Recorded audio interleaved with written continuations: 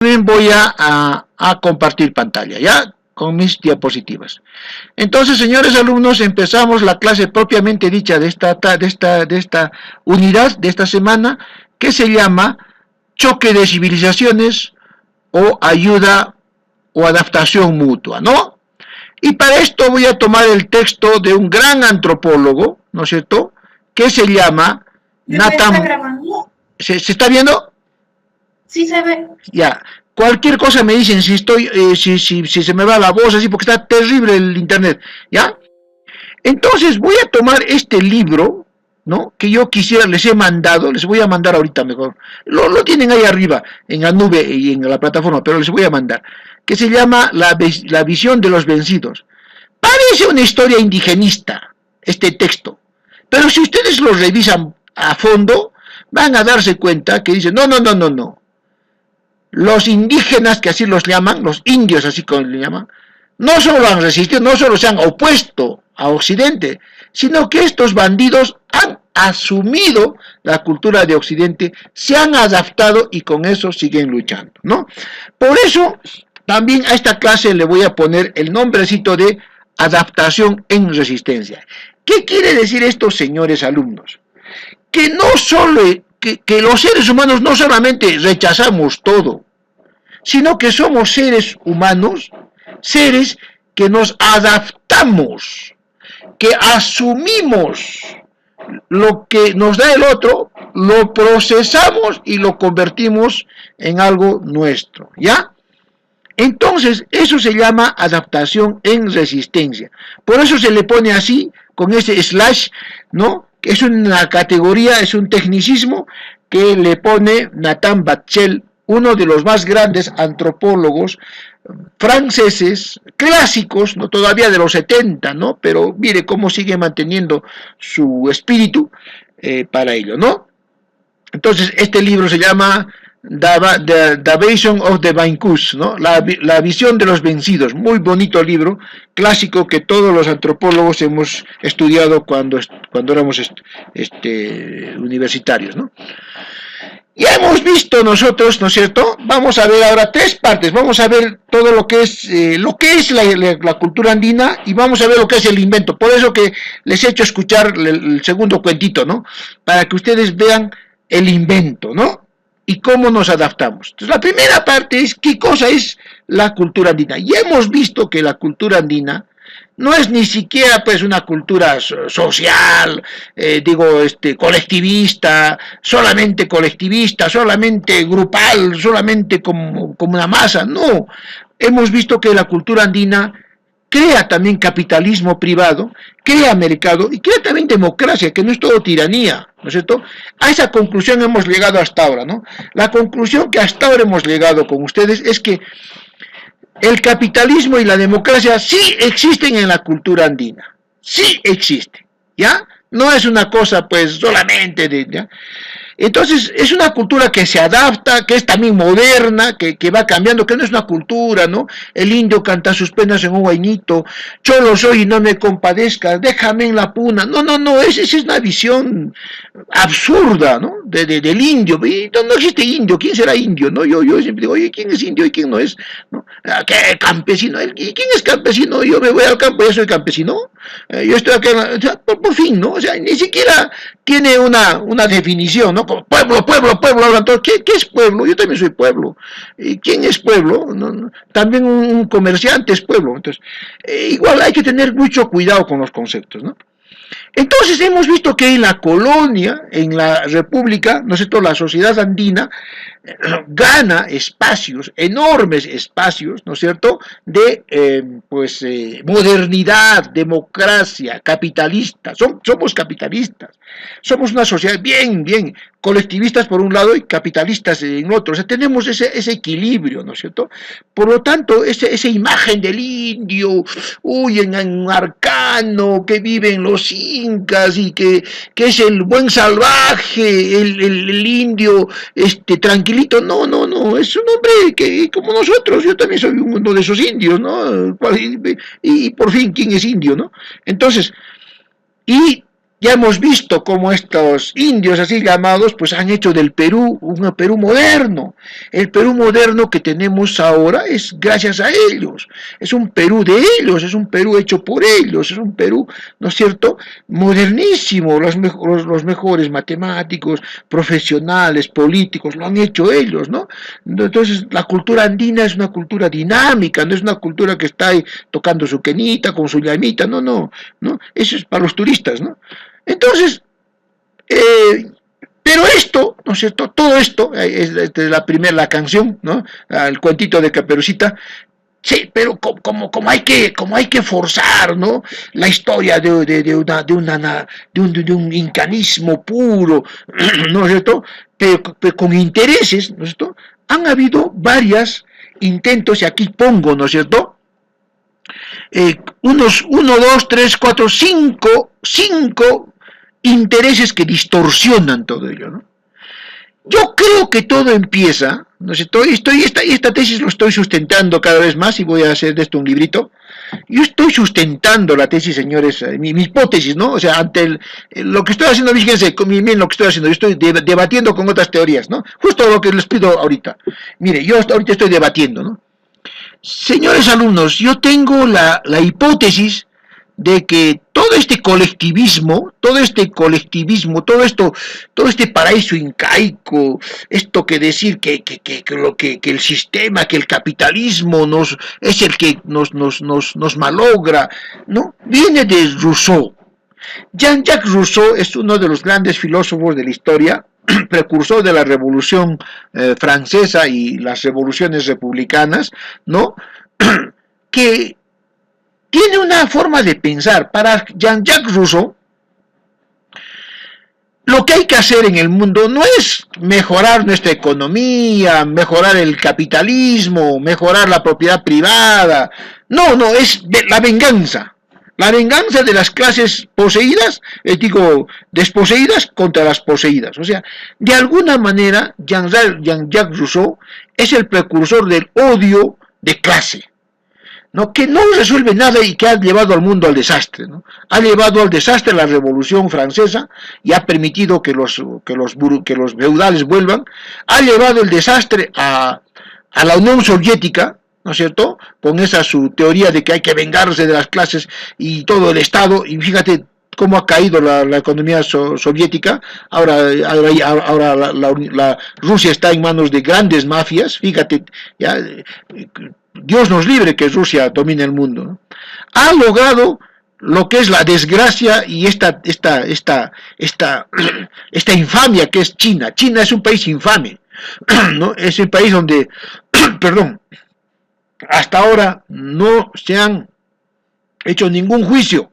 A los nazis de Alemania se los ha ahorcado, se los ha fusilado, muchos de ellos siguen en prisión, ya, y hasta se prohíbe su doctrina, ¿no?, por la matanza que han hecho de 80 millones en la Segunda Guerra Mundial. Pero los chinos han matado algo de 300 millones, ¿ah?, que están en el poder, los mismos, y hasta ahora nadie les hace ningún juicio. Y su último crimen, el coronavirus, su último crimen, antes de eso Tiananmen, ¿no? Entonces, yo creo que las desgracias que en el mundo han pasado con la Alemania nazi, con Mao Zedong, las desgracias de Stalin, de la Unión Soviética, de Fidel Castro, de Arabia Saudita también, porque Arabia Saudita tiene aquí está también novela, Turquía en el año 1915 ha ejecutado salvajemente 2 millones de armenios y nadie le dice nada. ¿Por qué? Porque Norteamérica le protege, ¿no? O sea, salvajes, ¿no? Salvajes. Entonces, yo creo que esta idea salvaje del mundo, donde alguien tiene que dominar y los demás tienen que ser dominados, ¿no?,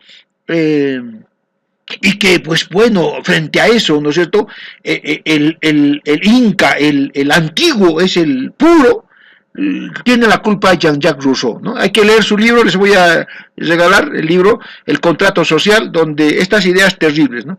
Entonces, yo creo que estas ideas rousseauianas, ¿no es cierto?, van a dominar todo este invento de la historia, ¿no? Donde te dicen que los incas eran, pues, que no había pobreza, que no había ladrones, pucha, cuando sabemos que no es así, no puede ser, ¿no? O sea, no por simple, ¿no? Entonces, pero detrás de eso no hay una intención sana, ¿eh?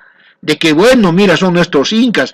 Yo pensaba así antes, ¿no? Cuando era joven, ¿no es cierto? Cuando empezaba a leer mis primeros lecturas de los comentarios reales, ¿no? Pero después uno abre los ojos, ¿no? Y dice, un momentito, esa idea no es sana, porque ya la ves machacaunamente, ¿no? Y ya sospechas, ¿no? Y lo ves que esas ideas van trabajando gente pilla, ¿no? Gente que no es honesta, y después dice, oye, ¿cómo este tipo que no es honesto habla de los incas, ¿no? Entonces, ya va sospechando algo, ¿no? Claro que sí, yo estoy orgulloso de mis incas, ¿no? De mis antepasados, ¿no? Pero ¿por qué lo manejan y manipulan tanto, ¿no? Entonces esa idea de que no hay de que no hay fusión, de que no nos adaptamos, esa idea, digamos, ha sido alentada por 5 intereses. Vamos a hablar de cada uno de ellos. Si no nos alcanza el tiempo vamos a hacer la próxima clase, ¿ya? ¿Quieren saber los intereses que hay? ¿Sí? ¿Quieren saber? ¿Sí? Ya. Voy a contarles 5 intereses que hay, 5 intereses no nada sanos que hay, que usan a los incas, ¿ya? Que supuestamente los halagan, pero en realidad hay algo detrás. Primero son los jesuitas. Los jesuitas, ¿no es cierto?, le tienen una bronca a España, una bronca terrible a España. ¿Por qué? Porque los jesuitas surgen como una orden política, militar, religiosa. No surgen propiamente como una orden religiosa, ¿eh? Surgen como una orden política, militar, como una opción de poder. Por supuesto que a los jesuitas les debemos que los católicos sobrevivan, ¿ya? O por lo menos el mundo hispánico sobreviva, el mundo romano, el mundo latino, perdón, ¿ya? Todo lo que era antes Roma, ¿no? Bueno, sí. Pero los jesuitas, por haber salvado al mundo latino, querían cobrar caro. ¿Sabe qué, señor rey? Usted me da un puesto en la corte. Es más, de repente yo voy a tener ahí la dirección en esa corte. ¿Qué te pasa? Te fuera, y los mandó a Nápoles. Y los jesuitas, como eran disciplinados, genios, ¿no? Se comienzan a vengar contra ellos, ¿no? Haciéndose amigo de su enemigo. El amigo del enemigo del otro, ¿qué viene a hacer? ¿Qué viene a hacer el enemigo de mi enemigo? ¿Qué viene a hacer? ¿Alguien contésteme? ¿Ah? El enemigo de mi enemigo sería mi amigo. Por supuesto.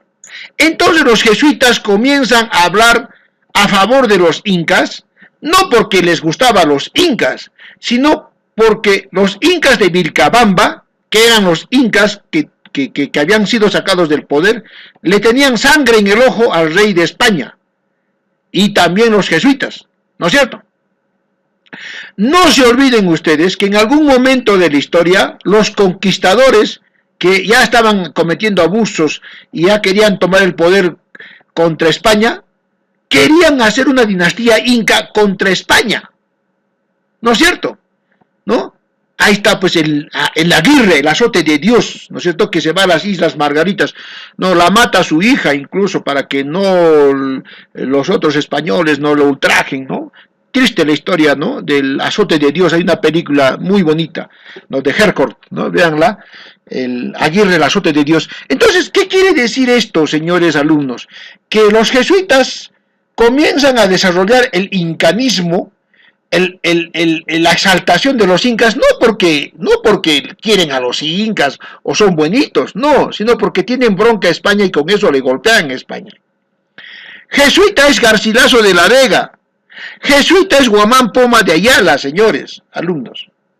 Entonces, no es extraño que les revienten cohetes a los incas, quienes odian con toda su fuerza a España, y no porque los quieran a los incas, o porque ellos sean incas, porque Garcilaso se reclamaba ser descendiente por la línea materna de las panacas contra los ayllus, ¿no es cierto? Hanan Yurin, toda esa alferaz, los incas, todo eso, ¿no? En el Santurantico yo he visto yo he estado ahí, les he visto, nadie me ha pasado la voz.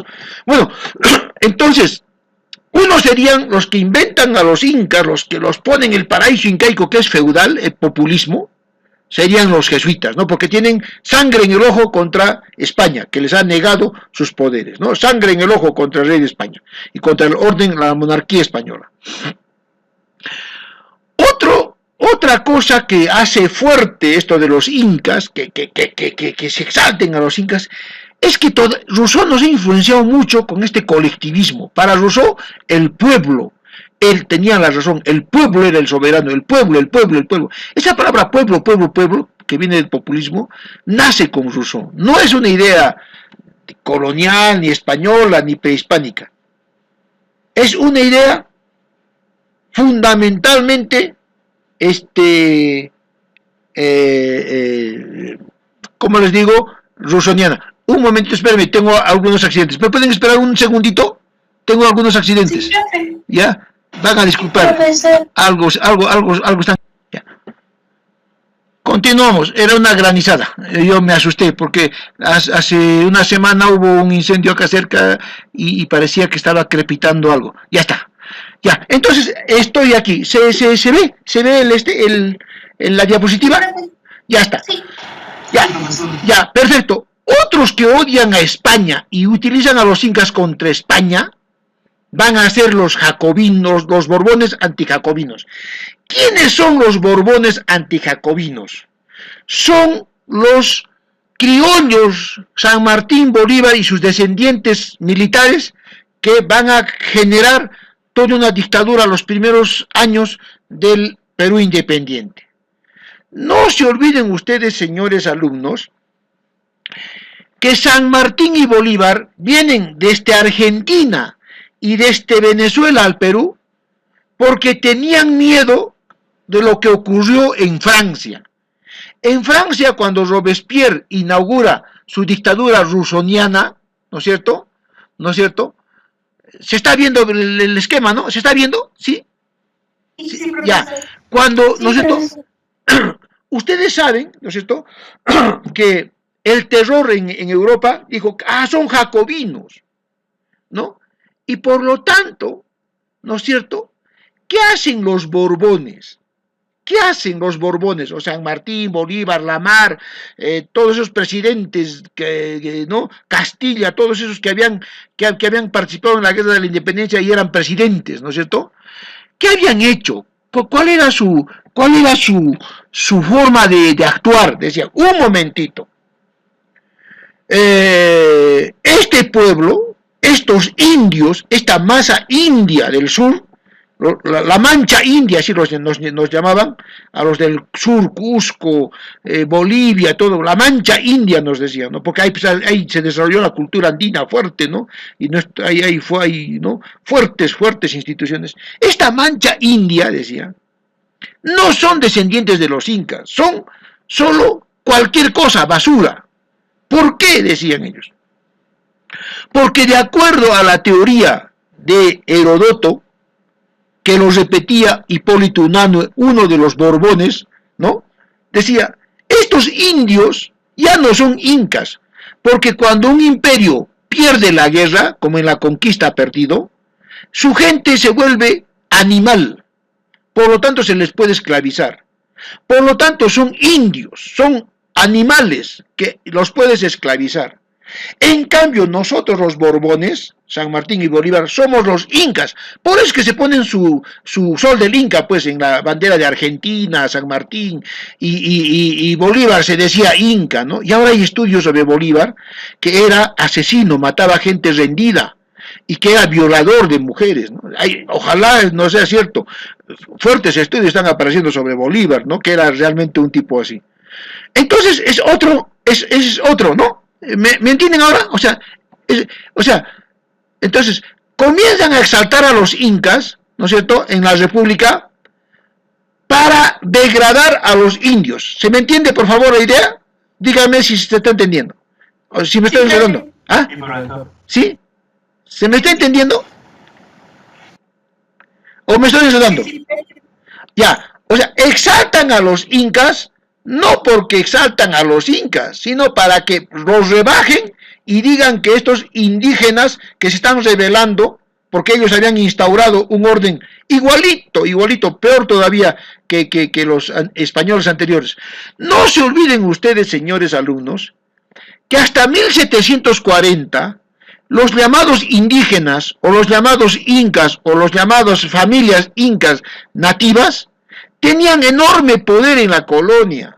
Ya les he contado que tenían manejo, Tupac Amaru y su familia tenían manejo del comercio, había mercado interno, democracia, capitalismo. ¿Se acuerdan que les he hablado de eso?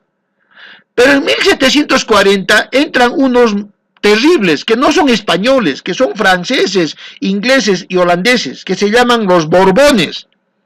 Y esos son los que retiran a todos los llamados indígenas del poder. Por eso hay los levantamientos. Tupac Amaru no se levanta contra los españoles, ojo, se levanta contra los Borbones. ¿Se me entiende esto, por favor? Que es importante. ¿Se está entendiendo? Digan algo. Sí se entiende. Perfecto, perfecto. Entonces no son españoles. O sea, Tupac Amaru se levantó contra los españoles. No, no eran ya españoles.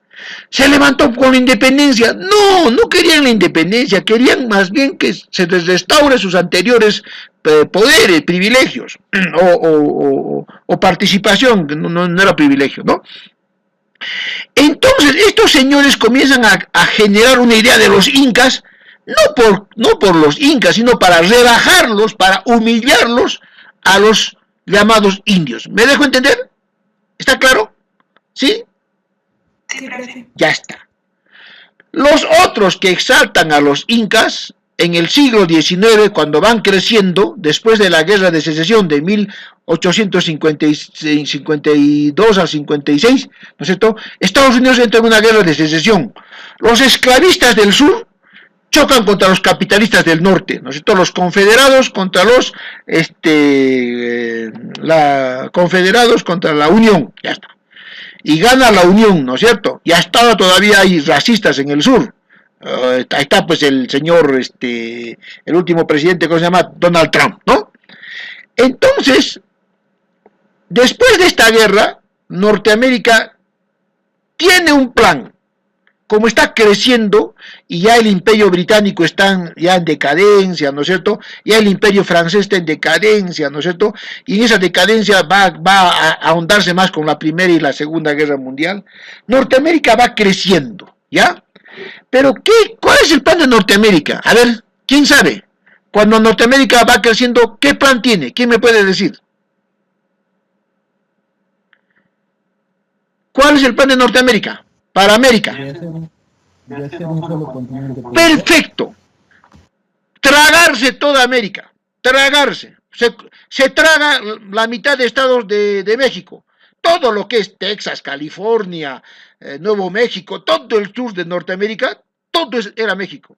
Quiere seguir avanzando, pero ahí se encuentra con Emiliano Zapata y con Pancho Villa, ¿no es cierto? Que le ponen freno, la Revolución Mexicana. Quiere seguir avanzando y comienza a desarrollarse en Centroamérica una revolución con Sandino y con todos, con Martí contra Norteamérica, ¿no es cierto? Y luego los movimientos antiimperialistas en el sur, ¿ya? Entonces, ¿qué ocurre? Norteamérica, como se ve frustrada su conquista de toda América, para hacer vamos a hacer colonia de Norteamérica, ¿no es cierto?, lanza una campaña cultural, histórica, según la cual, ¿no es cierto?, hay que deshispanizar a América. ¿Se me entiende? ¿Sí? ¿Sí? Sí, profe. Como América ha sido hispanizada, bien hispanizada, y los españoles hasta 1740 convivieron con nuestra cultura, la desarrollaron. O sea, no la mataron, la desarrollaron. Gracias a ellos tenemos cultura andina, porque ellos también se volvieron andinos y nosotros nos volvimos occidentales, ¿no es cierto? Con ese no sabor a ti, por eso les he puesto esa cancioncita, ¿no es cierto? Entonces, ¿qué hace Norteamérica? primero, para conquistar los hechos, como no he podido militarmente, les voy a dominar mentalmente. Entonces, ¿qué hace Norteamérica? Deshispaniza. ¿Y cómo voy a deshispanizar? Allá, voy a mandar a intelectuales capos a sitios donde están bien hispanizados. Entonces, voy a mandar mis mejores intelectuales al Perú, porque ahí se está generando una cultura fuerte, ¿no? México ya no, porque México ya se ha levantado contra mí, pero en Perú mando a mi mejor chacal. ¿Quién es su mejor chacal? Augusto Bernardino Leguía. ¿Me dejo entender? ¿Sí? ¿Sí? ¿Me dejo entender? Ya.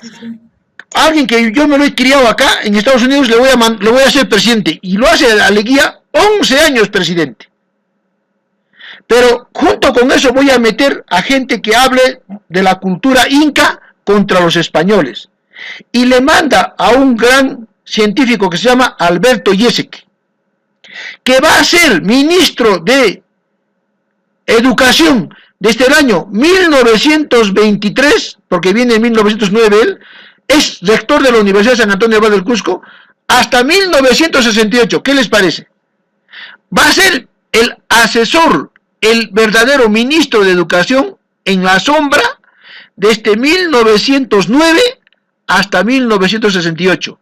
Y él va a poner en todos los libros de historia el odio a España. ¿Qué te parece? Como su agente, profe. Perfecto. Él lo va a traer después a Hiram Bingham. No sé si ustedes han oído hablar de Hiram Bingham, ¿no es cierto? Hiram Bingham, sí. Y le dice, invéntame algo, invéntame que hay una ciudad perdida.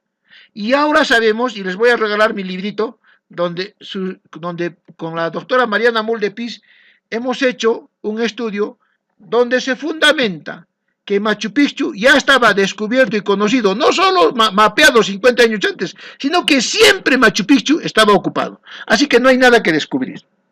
¿Se me entiende, no es cierto? Sí, profesor. Se me está entendiendo. Norteamérica fabrica una guerra contra Cuba, contra España. Manipula periodistas, hace que le atacan a su barco. Norteamérica siempre ha hecho eso.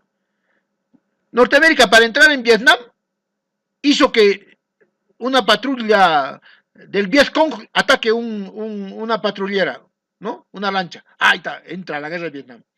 Para entrar a la Primera Guerra Mundial, hace como que le hunden a Lusitania, su barco.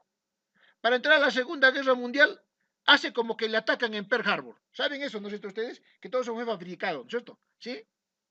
Para invadir Irak, ¿no? Deja nomás que un grupo radical, mandado por ellos, choque en las Torres Gemelas, ¿no es cierto? Ya se sabe eso, ¿no es cierto? Que todo eso fue fabricado, ¿sí?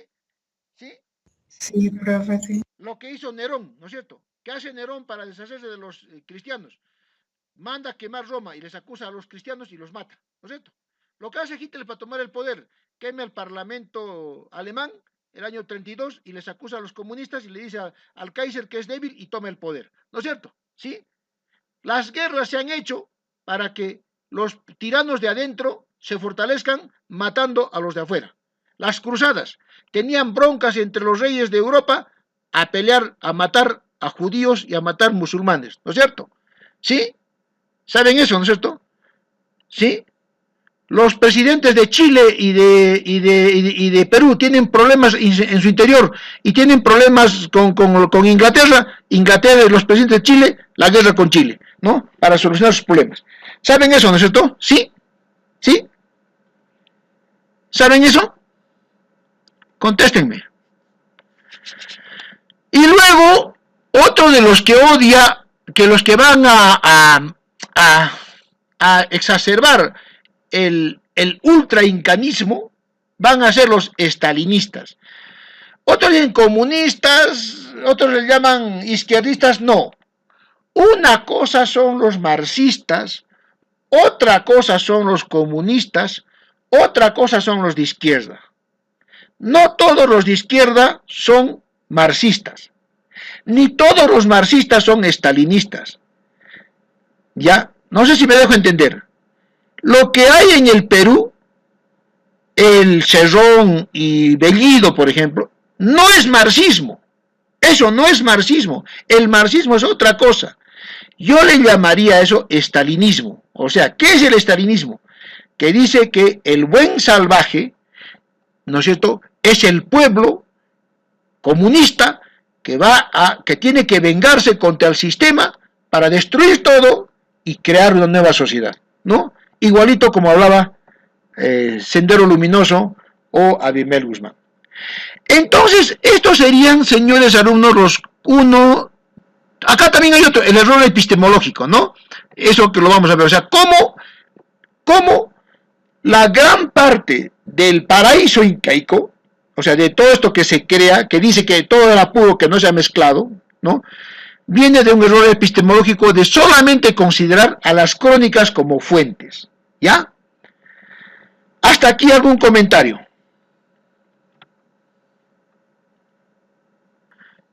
¿Está bien? ¿Están bien? ¿Están con atención? ¿Están con ganas o están aburridos? ¿Está bonito o está terrible? ¿Está feo o está bonito? ¿Está bien feo? ¿Está bien feo la clase?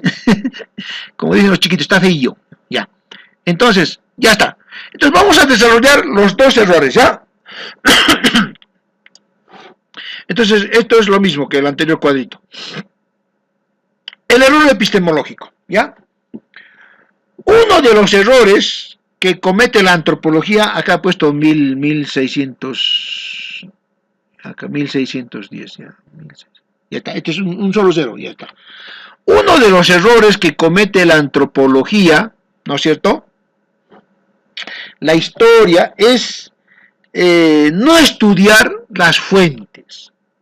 Vale decir, tú tienes que ser cuidadoso de dónde te documentas para decir algo. Por eso es que hay que tener mucho cuidado para hacer una denuncia así, porque si tú denuncias sin pruebas, tú puedes ser denunciado al final, ¿no? Puedes ir por difamación. Entonces hay que tener cuidado. Eso mismo funciona en la historia. En la historia hay que tener mucho cuidado. Primero, preguntar quién escribe, por qué escribe, qué intereses tiene al escribir, ¿ya? Porque eso determina su punto de vista. Lo mismo que están haciendo ustedes ahorita con el paper. ¿Quién escribe sobre el tema? ¿Por qué escribe? ¿Cuándo escribe? Y cómo enfoca. Ahí está, justo para el paper, ¿ya? Un ejemplo.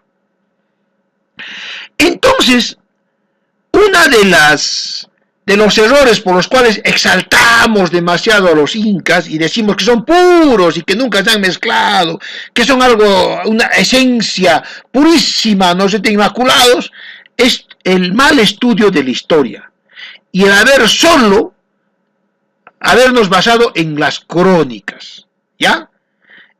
Entonces, recién el año 1995, ¿no?, mi profesor, amigo, ¿no?, Franklin Piz García Irigoyen, ¿no es cierto?, de la Católica, escribe un libro que se llama Los cronistas y los Andes, que ahí está en arriba, les he mandado, lo tienen en la nube, pero no, creo que nadie lo está viendo, caramba, ¿sí? Ya me estarían comentando, si no, ¿ya? Es lo que se pierden. Por lo menos bájenselo y guárdenselo para que lean cuando tengan tiempo. Entonces, este gran historiador, Franklin Piz García Irigoyen, escribe este libro y dice, este es el error de los cronistas. Entonces, ya no hace como Porras Barrenechea, otro tratadista de las crónicas, que agarra a los cronistas por profesión, cronistas, o por raza, ¿no? Cronistas indios, cronistas mestizos, cronistas tal, cronistas cual. No. Lo que hace él es decir, no. Ese no es el método de estudiar a los cronistas. A los cronistas hay que estudiarlos por décadas. Los primeros cronistas, los que han venido en 1510, todavía Benalcázar, por ejemplo, ¿no? Cuando ya está en México, hacen prospecciones al sur, ya llegan a Tumbes, ¿no? Porque llegan a Centroamérica, ustedes saben, ¿no? En Panamá, en Santo Domingo y en Cuba, de este operaban los conquistadores, ¿no? No, hay que estudiarlos por etapas. Por ejemplo, los primeros que vienen no conocen el mundo andino y están escribiendo que es el viejo mundo. Están diciendo mezquitas, están hablando de castillos, ya está. La segunda oleada de cronistas son los que vienen por los 30. Siguen pensando el mundo viejo, ¿no? he visto aquí pues, reyes, ¿no es cierto?, que son grandes, y en ese entonces no se olviden pues que el siglo XVI, XV es un siglo de las grandes carambas imaginarios, ¿no?, que estoy viendo yo cosas imaginarias, ¿no? Imperios dorados, imperios escondidos, ¿no? Los del 70 más o menos ya están viendo algo del mundo andino, los del 1570. Y los del siglo XVII, 1610, ya están justificando la colonia. Entonces, Franklin Pierce dice, no señores, con todo, los cronistas son personas que están escribiendo algo muy subjetivamente. Y es más, están escribiendo para que el rey les dé alguna concesión. Por lo tanto, están exagerando, están cambiando cosas. Nada de crónicas. Desde ahora vamos a ver documentos oficiales de gestión, documentos administrativos. ¿Qué son documentos administrativos? Visitas, ¿no es cierto? Libros donde ponen tasas, tributos, ¿no? Informes donde van funcionarios fríos y dicen cómo producían, cómo se organizaban, ¿no es cierto? Entonces, a las crónicas, ¿no es cierto?, que no dicen la verdad, que distorsionan todo, Franklin Pierce dice, hay que incorporar los documentos. Y eso recién se incorpora en 1970, 80, el boom de la historia, ¿no? O sea, es muy reciente la historia andina, ¿no? O sea, nos hemos dejado llevar por crónicas y no por documentos fidedignos. ¿Se me entiende entonces ahora por qué se le exalta tanto a los incas por un error epistemológico? ¿Sí? ¿Se entiende, por favor? ¿Sí? Sí, Perfecto. Entonces, las crónicas no son documentos fiables. Te dicen cosas, te aproximan, pero no son fiables, ¿no? Ahora hay otras cosas psicológicas también que los cronistas traen en su cabeza, ¿no? Para pensar los incas. Y en ese entonces pues, había un boom del capitalismo, había crisis y capitalismo en Europa, en Asia, ¿no es cierto? Ya había la moneda, todo eso. Y entonces estaban urgidos los españoles y habían las peleas entre grandes imperios desde entonces. No se olviden que Inglaterra y Francia le está pisando los talones a España, después la va a derrocar y Inglaterra y Francia van a ser los nuevos grandes imperios, ¿no? Entonces están buscando dorados, ¿no? Existe la historia que ha crecido por el oro y por todo eso. No se olviden ustedes que el oro se descubre en gran cantidad en Arabia, en todas esas zonas. En África ya hay unas grandes incursiones, ¿no? Entonces se está pensando en que hay un señor dorado, la leyenda del señor dorado. El señor dorado es un señor que va a un río lleno de oro y se baña y sale todo lleno, cubierto de oro, ¿no? Eso es imposible, ¿no? Moriría en 2 horas, porque nosotros respiramos por la piel y nos intoxicamos, ¿no? ¿No? Entonces, ese mito del dorado, ¿no? Y aquí están los grandes. No sé si ustedes se han dado cuenta que en cada diapositiva, me vuelvo a decirles, estoy poniendo los autores. ¿Se han dado cuenta? ¿Sí? Para ampararme en ellos, ¿no? Para que no digan ese profesor Martín está hablando solito, qué cosa habrá inventado, no, me estoy respaldando en autores, ¿ya? Entonces, aquí están los grandes medievalistas, ¿no? Que hablan de esto, Bakhtin, Bobel, Carlo Ginzburg, Pío Baroja, ¿no? Tremendos medievalistas, ¿no?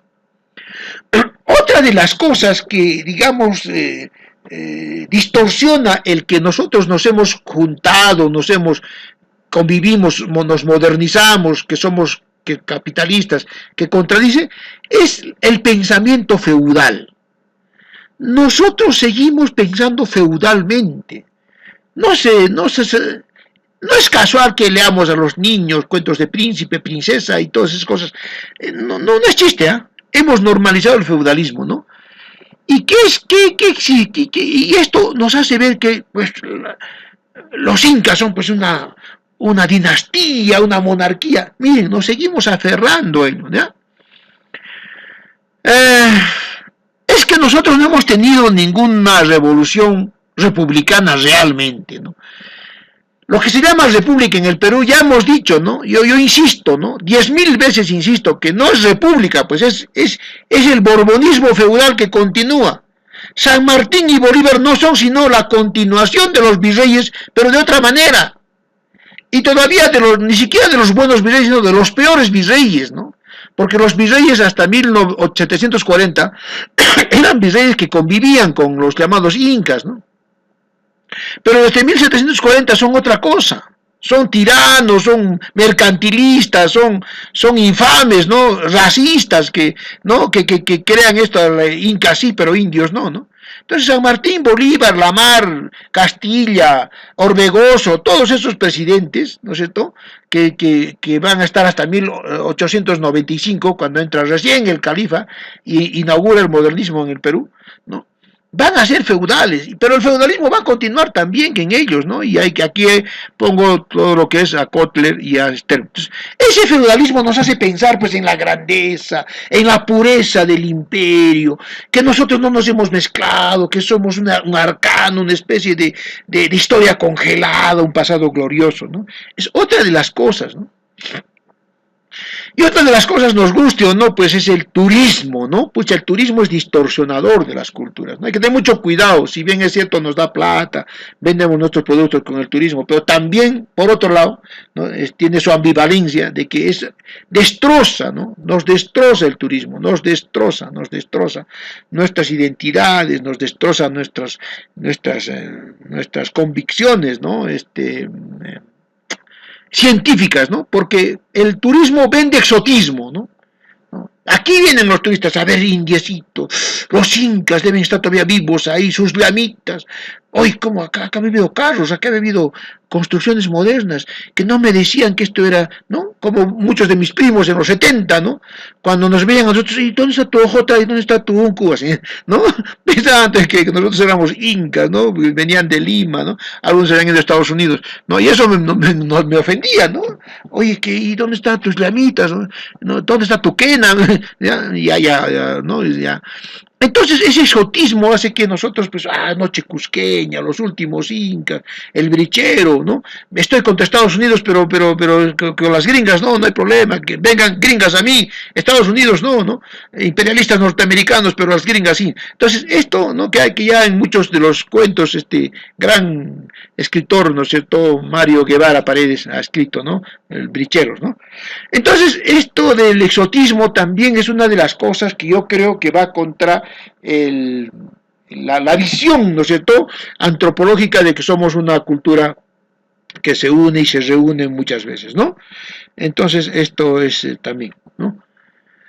Y otra cosa, y aquí viene la psicología, ¿no? La psicología entra aquí, ¿no? La psicología entra aquí y es que, pues, los incas para nosotros siguen siendo nuestra infancia, ¿no? Cuando uno no madura se vuelve infante, ¿no es cierto? Las peleas en las parejas, gran parte de las peleas se originan por mamitis o papitis, ¿no? ¿No es cierto?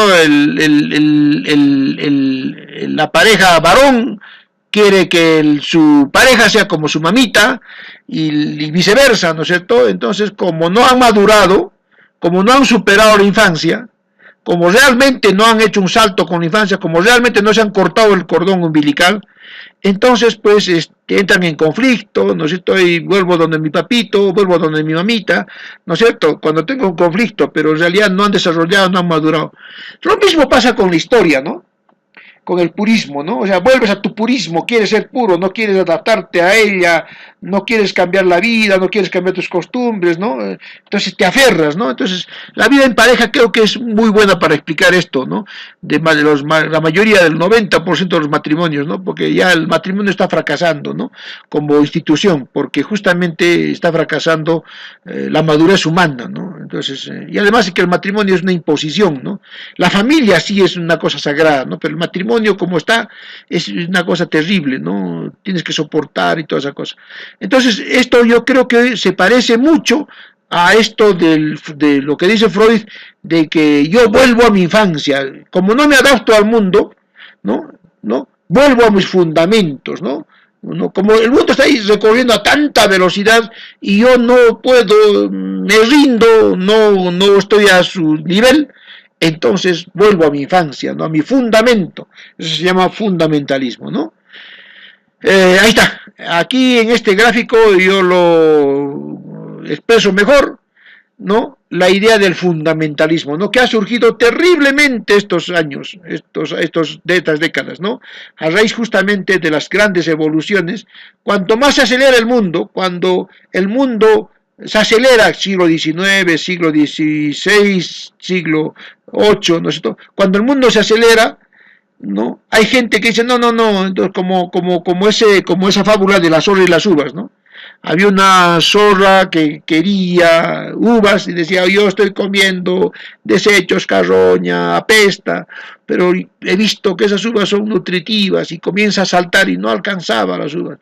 Creo que no necesito uvas, comienza a saltar. Mira, había dicho que eran nutritivas, ¿eh? Que eran buenas. No, creo que no están buenas. Comienza a saltar, no logra. No, son estúpidas. Sigue saltando, no lo logra. No, son una porquería las uvas. Mejor vuelvo a lo que siempre he comido, ¿no? Entonces, eso se llama fundamentalismo, ¿no? Cuando no puedes alcanzar algo de la modernidad, te cierras en tu pasado, ¿no? En tu pasado glorioso. Y eso le pasó a Cusco en los años 40.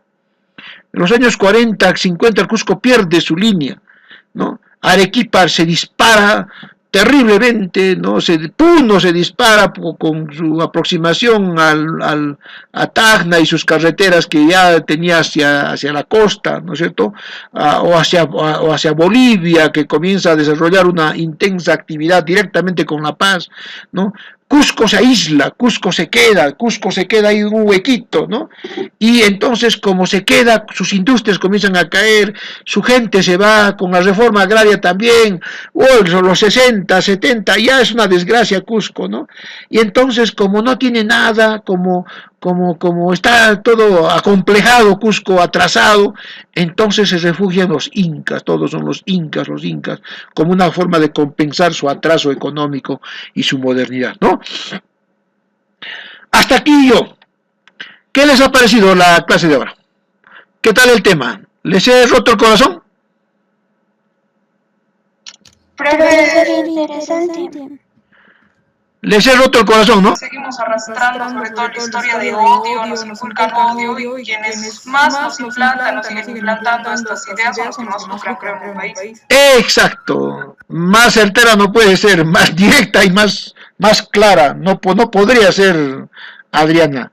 No hemos desarrollado una burguesía, una república en el Cusco. No tenemos capitales que se queden acá. Los capitales vienen, se van. Los paquetes turísticos, 90% se venden afuera. No tenemos una burguesía, no tenemos una... ¿Por qué? Porque la idea del comunismo, de que todo capitalismo es malo, de que no hay que desarrollar capitalismo, han quitado tierras a gente en vez de que más bien compensen, han arrasado con capitales, por la cuestión social, se han tirado abajo la fábrica Lucre, la fábrica Chectuyo, la fábrica de Urcos, la fábrica Estrella, Huáscar, Zaguán del Cielo, era todo una riqueza de gente que trabajaba en las fábricas. Ya no tenemos fábricas de fideos, no tenemos de chocolates, no hemos creado acá el capital, no hemos creado mercado.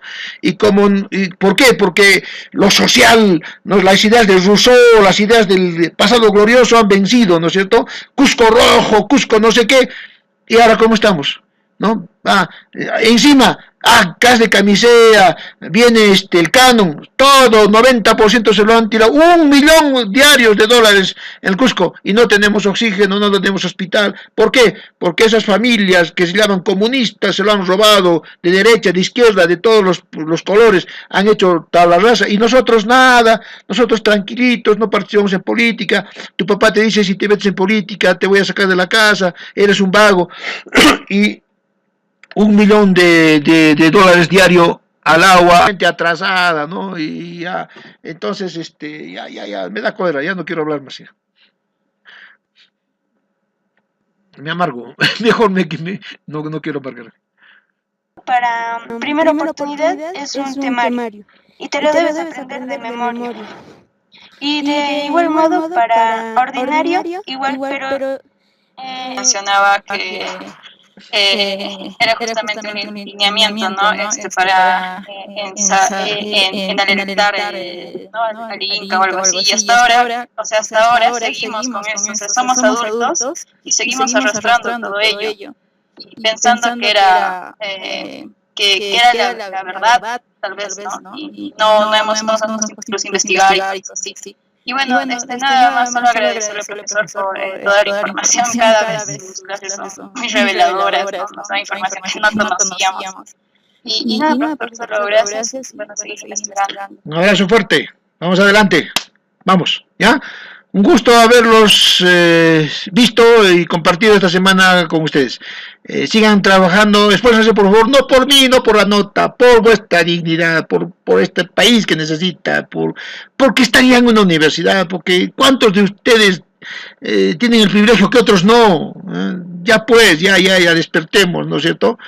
Si suena a sermón, no me importa, prefiero pasar de cura a sermonero que no decirles esto, ¿ya? Muchas gracias, buenas noches y por favor, antes de irse, como siempre, un piropito o una cachetadita, como digo, ¿no?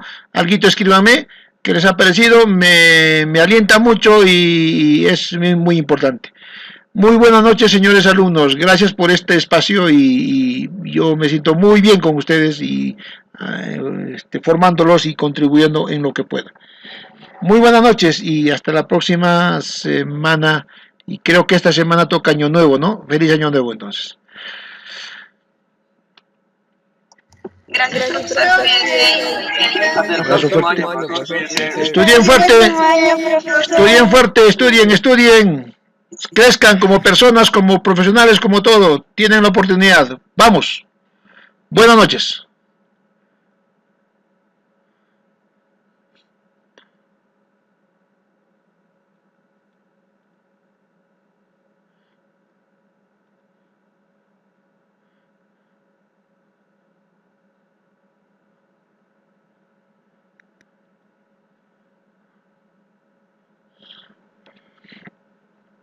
Mm.